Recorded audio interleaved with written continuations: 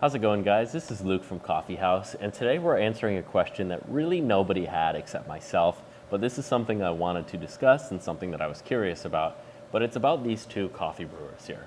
One, obviously, we very much know, and one that's entirely new to us. So let's go ahead and discuss these two brewers, how they compare, contrast, and a little bit about the story of each.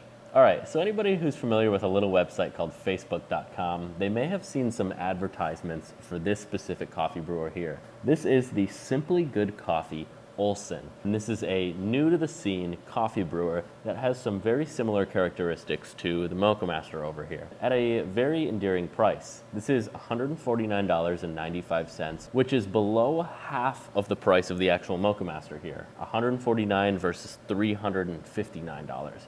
A big jump in what we need to be able to justify in that gap.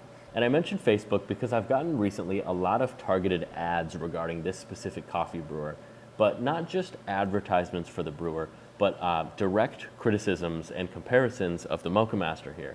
One of the ads specifically being that this was kind of the BMW of the coffee brewing world, while this was more so the Rolls-Royce. They've also received quite a bit of criticism in those ads, a lot of laugh reacts and comments calling them out on this kind of advertising, which I always thought was interesting, which led me to actually reaching out to this company directly, and I did talk with them, and they did, full disclosure, send me this brewer for free. I did get this for free, and they do know I am making a comparison video between these two, which to me, props to them. I really think that it shows a bit of confidence in their product to be able to send me something where they are, clearly inferior to the Moccamaster.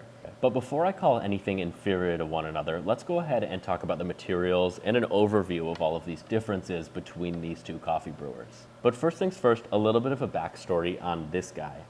The first time I actually saw this was at SCA, and for me, I didn't pay much mind to it. I saw it and I was like, well, it's kind of a copycat Moccamaster. And that's kind of what I sat with. I didn't really think of anything beyond that, especially at the price point. I just kind of discounted it ultimately, and I was worried that it wasn't just going to hold up to the Moccamaster side of things. Secondly, something that they tend to mention a lot with the actual coffee brewer here is their selling model for partners. It talks a little bit about how partners are able to sell these in their cafes, blah, blah, blah, blah, blah, blah. But really what it comes down to is it's a drop shipping platform. So you see one at a cafe in the retail area, you'd actually still order it on the website, and there's like a partner profile, but it is just drop shipping at the end of the day. It's not anything that's entirely proprietary to the coffee selling world. This is something that a lot of other businesses do versus carrying inventory themselves. But that's kind of the main differences here. But Moccamaster also drop ships Moccamasters. We actually inventory them ourselves, but that's kind of one of the differentiators that this Simply Good Coffee tends to talk about in a lot of their news articles and things like that. Okay, let's go ahead and jump to a top-down material difference kind of comparison before we get into the electronics and everything like that. First things first are the actual lids to the water reservoir. Ultimately pretty similar. I mean, they have even the same markings on them, same plastic markings, and really no change. One is obviously matte, one is obviously half matte and glossy. They feel ultimately the same, nothing to write home about there. Secondly are the actual water reservoirs here. The main difference is that on the Simply Good Coffee Brewer, they have a grams recommendation and some kind of random numbers that would presumably mean cups of coffee. Whereas on the Moccamaster, they have the cups of coffee, but they also have an actual measurement, which is milliliters/liters. So you are able to eyeball this. This is going to take a couple times, measuring it and getting familiar with it and remembering where it's actually supposed to be.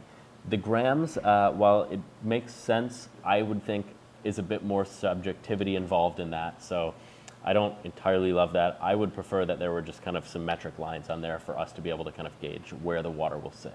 All right, next, this is an important one. This is the brew arm here. Obviously, two very different brew arms. One is plastic, one is metal. One is just a little bit longer and a little bit wider as well. And the plastic one actually has two more holes. If you look here, one is kind of in a rectangular shape, and one is a square with two extra holes here. I haven't seen the water actually reach this front hole here. It kind of ends up finding itself somewhere in the middle. But with the Moccamaster, you tend to get a little bit more out of there, but it still has some trouble reaching regardless. Ultimately, not too different. I wish there was kind of maybe a larger shower head configuration for both of these, as many of you may know. But that's where we're at with this. One is plastic, one is metal.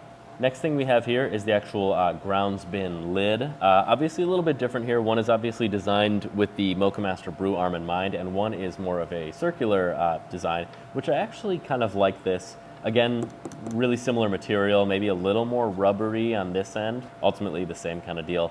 But I like this because we're able to get, maybe in the future, that same kind of larger shower head configuration in there without having any problems. Next is the actual grounds bin here, where you're going to do the brewing of your coffee, and they are very similar as well. Similar in material, but there are kind of some key differences involved with these. One is on the Simply Good Coffee, the addition of a magnet, which is what actually holds it in place on the actual brew arm itself.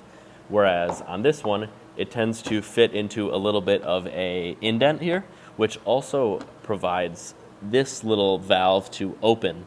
So this is what actually allows the water to get in. So if you were doing some level of immersion brew or something like that, you would kind of set it in there and then click it down and then it would open up, which is one way to do things. The Simply Good Coffee has an answer by having this little switch here, which you open and close, and that actually opens the valve here. I think maybe a little bit better for doing some level of immersion brew coffee, but more moving parts I think are more likely to break.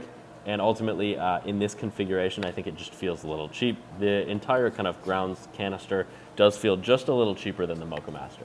All right, next are the actual glass carafes. Yes, they are both glass, and they both feel very similar. I think this comes down to subjectivity because they are the same in function. Both have removable lids, and both are very easy to clean.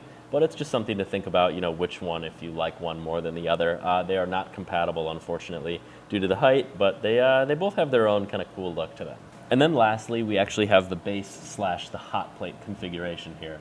This base is significantly cheaper feeling than the actual metal base here. This feels much more solid. This is very, very light and does feel very cheap. In all honesty, the Brewer itself feels very light and flimsy versus this, which has quite a significant amount of weight to it. And now that we've gotten through kind of the materials involved with this, let's talk about the key differentiators, which I believe are the two switches that we have on here. They have two entirely different functions. On the actual Moccamaster here, what we have is we have a flow rate switch, which allows us to modify the rate at which water is flowing out of this, and it, in turn, what the actual heating element is doing and the rate it's heating that water and sending it over the boil. In the low setting, what we're getting is about a 33% slower flow rate than what we're doing in the high flow rate setting.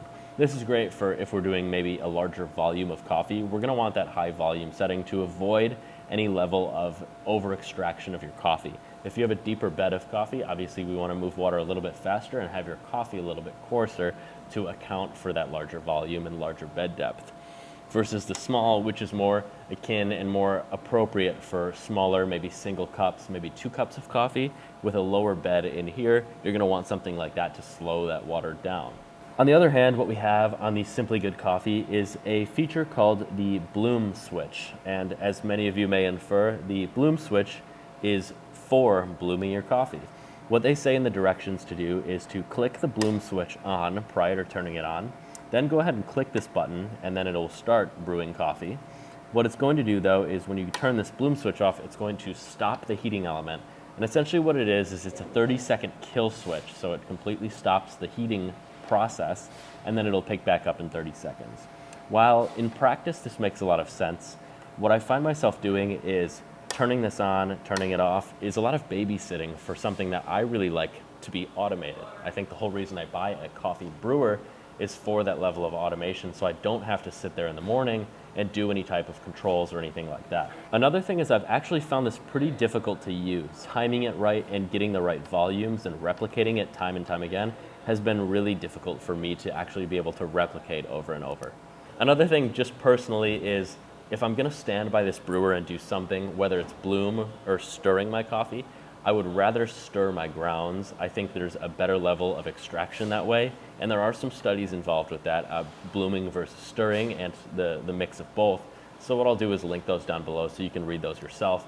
But if I'm going to stand in front of a coffee brewer and do any level of agitation, I would prefer to just stir it.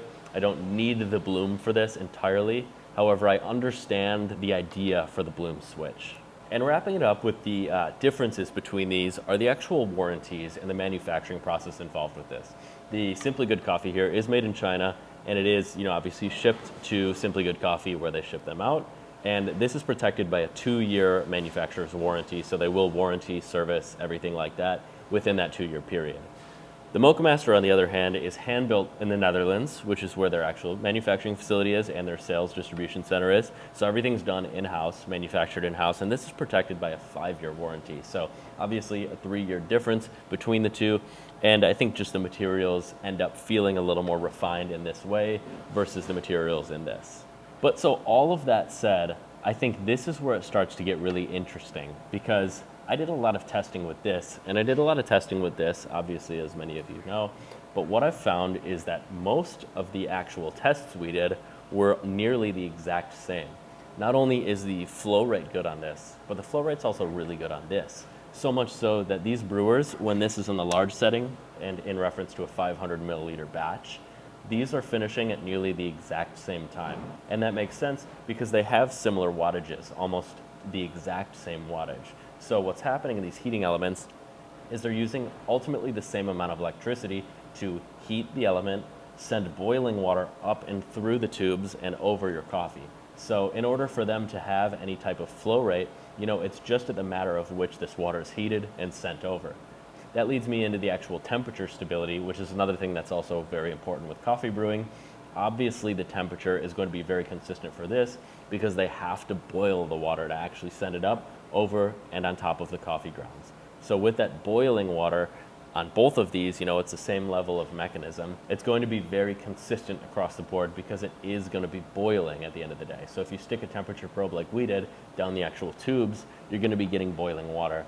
And then when we measured in here, we were getting about 195 degrees on average between the two, really no differentiation involved. So from a brewing perspective, you're almost getting no difference between these two brewers, which obviously for their benefit, this is something that the Simply Good Coffee team wanted to hear. They want to hear in this video that this brewer does what the Moccamaster does, but at a cheaper price and at a cheaper feel. I think ultimately they understand that materials don't matter as much when it comes to this price point. So what they're really hoping for is people like me to be like, hey, this is doing what the Moccamaster is doing ultimately, and that's pretty good. But for Moccamaster's sake, the whole idea of the actual Moccamaster brewer is the fact that this is a step up from your coffee maker, where this feels like a continuation of something that's existed for a really long time. And I think that's more coffee machines that you find in landfills, Mr. Coffees, and all of the other machines that tend to look like this and feel like this that are ultimately disposable at the end of the day.